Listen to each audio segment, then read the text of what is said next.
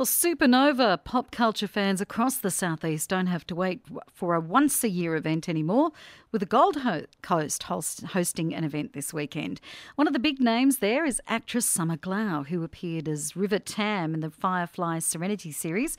She was the never-smiling Terminator in Terminator The Sarah Connor Chronicles and played Bennett in Joss Whedon's fabulous and disturbing series Dollhouse. Since then, Summer also had guest spots on Alphas, Chuck, Grey's Anatomy, and a very funny train ride as herself with the lads from Big Bang Theory. Summer, welcome to Queensland. Thank you. Hi. Hi. Now, that episode of Big Bang Theory looked like fun, especially playing yourself.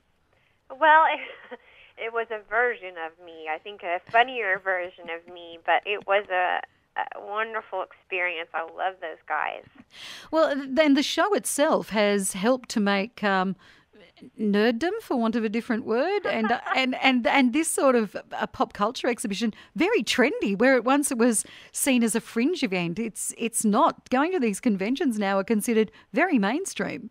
I love that. I'm excited for it to become mainstream, and it's made it possible for me to come meet people that I never thought I would meet before. Do you get to do a lot of these? I know this is your fourth trip to Australia.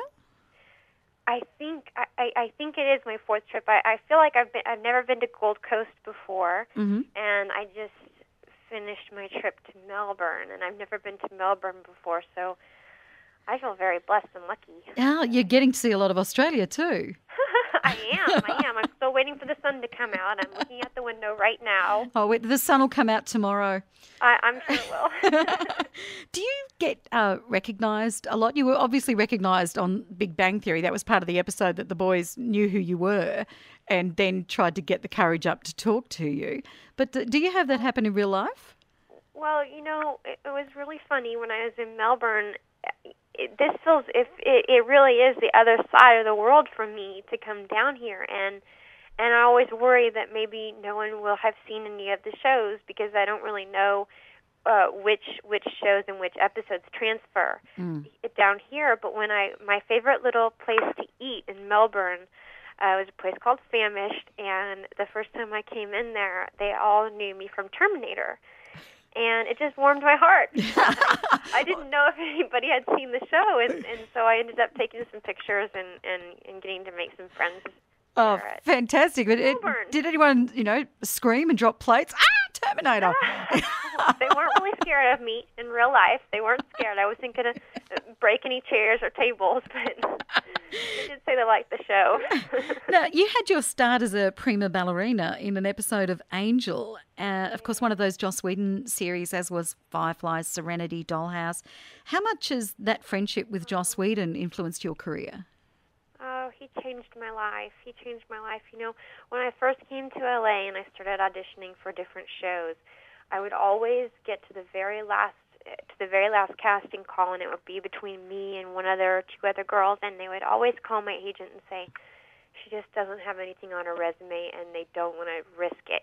They don't want to risk taking a chance on a new girl. And when I met Joss, he saw something in me, and being who he is and having the vision that he had, he just went ahead and took a chance on me. And if he hadn't, I probably never would have worked again as an actress. So yeah.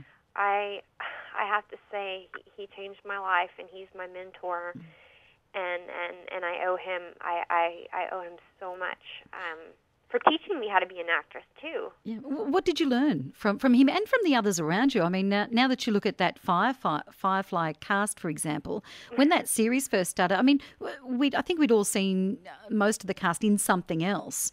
Nathan. Yeah, Nathan Fillion, Jules State, Marina Baccarin, just this amazing cast now that you're all so famous. Everybody was. I didn't even know how to stand on a mark. David Boreanaz, when I did my first scene with David Boreanaz, who, of course, I was just completely starstruck. I stood a foot away from my mark, and Joss came up and tenderly told me that I was supposed to actually stand on that piece of tape, and even the camera operators had to reach out and push me because I was famous for actually blocking the lens. I had no idea what I was doing. But as you say, he saw something, and generous people in your industry must, I don't know, are they rare or are they there more often than people might think? Well, for me, Joss is a kindred spirit for me. I know that other people have had the same experience, maybe with a different mentor, but for me, it was Joss. Summer, with Firefly, the first series, of course, so everyone who knows the series knows it was cut after one, and those who love it still can't believe it. I'm sure the cast can't either.